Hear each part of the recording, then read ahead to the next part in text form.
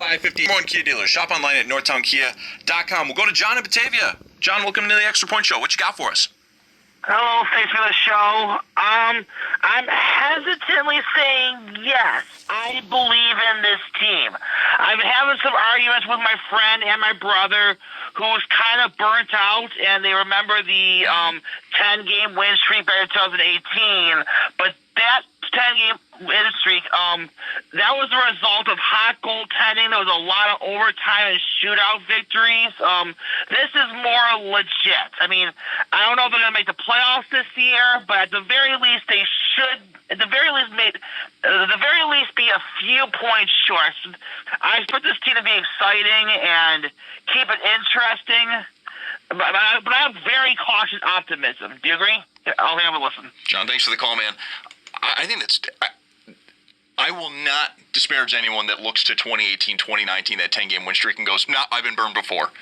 I totally get it, and that was earlier in the season where you were building up leg room there. I mean, like that was done in November, and you could have a bit of a rough run and then pick it back up. Like this is, December, January. We're getting towards still February, but we're getting towards the Olympic break. We're launching to the halfway point. We're almost there. That's when this team goes on that run. But John brings up a good point that Derek, me and you talked about it a lot last week. That 10-game win streak, 7 of the 10 wins are overtime or shootout.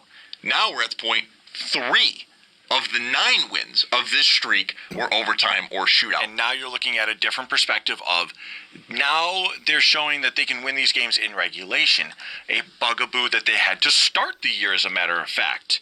Some of their overtime losses were not the scrappy, we stole a point. It was the we gave it up. Right, and that's where when me and Paul were talking about that, when we were doing it at the time, we're both like, I hate getting greedy because we've talked about it for years of get loser points.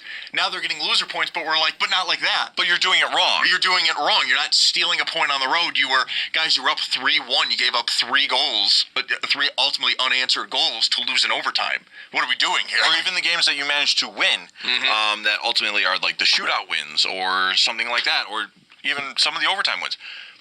Even one of these wins that starts it, actually. The first win of the streak, Edmonton. They score with less than 2 seconds left.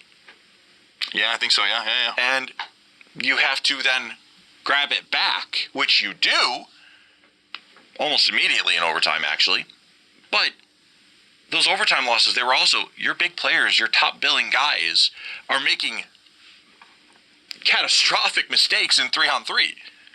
Whether it's having a blown tire, flubbing on a chance, there's the Quinn and Power both not getting a shot on goal on what ultimately turns into like a 3-on-1 situation, because then Power follows it up and it just like loses off of his stick. There's Thompson trying to get too greedy at one point on one of them, like Quinn passing up another shot. Like there were a lot of mistakes being made in those overtime losses, or even the ones that they managed to pull off. But the OTLs, they were really catastrophic. To a point where it's like, okay, maybe we don't go to overtime anymore, guys. Like, I've had my fill. We've done enough of this. We've done enough. And the one that they win, because it's hilarious that they had 5 games that go to overtime in a row, but the one that they win, they're surviving against the Capitals. They take a penalty in overtime. Yet Luukkonen spinning on his head, making sure the game stays alive, and then they win in a shootout. But the things that they're fixing from earlier in the year, they were allergic to winning away from KeyBank Center. I was about to say, Mike, we're not even bringing it up, but most of this win streak, and still my favorite part about it, is the fact that it has effectively fixed their road woes. I'm not asking for a team to be well over 500 on the road. Like, if you're as dominant as they are at home, and they are one of the best, not just in the East, but in the NHL this year at home, but they were equally one of the worst on the road, and they've all but effectively fixed that just in this win streak alone. It's kind of funny because you look at 2 teams with this on opposite ends of the spectrum. The Sabres, despite winning 6 games on the road, are now like turning into a middle or bottom of like below average road record. I think they're 8-9-2. They are 8-9-2. Yeah. And they have the best points percentage in the Eastern Conference at home.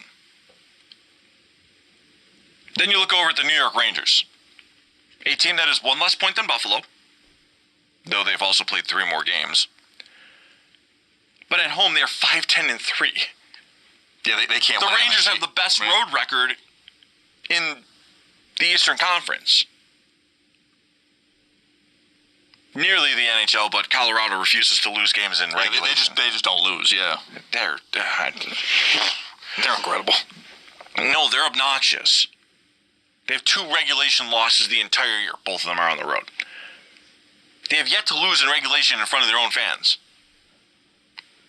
That's incredible. Absolutely. 16-0-2. Absolutely wild stuff. Incredible.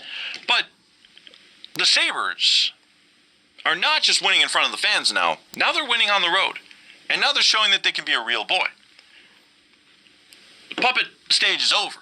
Pinocchio's a real boy. We're hanging out here. But the damage that they did to start the year, we're having all of this kind of fun with them, right?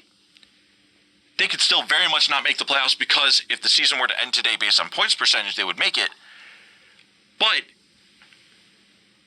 no, they would not, actually. Excuse me. They still would be out. I mean, even before this win streak starts, they lose they lose the first 3 of that road trip. Right. Yeah, so I mean, like, we've talked about it. They did a lot of damage themselves. They weren't even a particularly bad team. They were kind of flirting with 500 really up until the streak started. Right. But yeah, now though, they sit at 20, 14-4, 44 points. They're right there.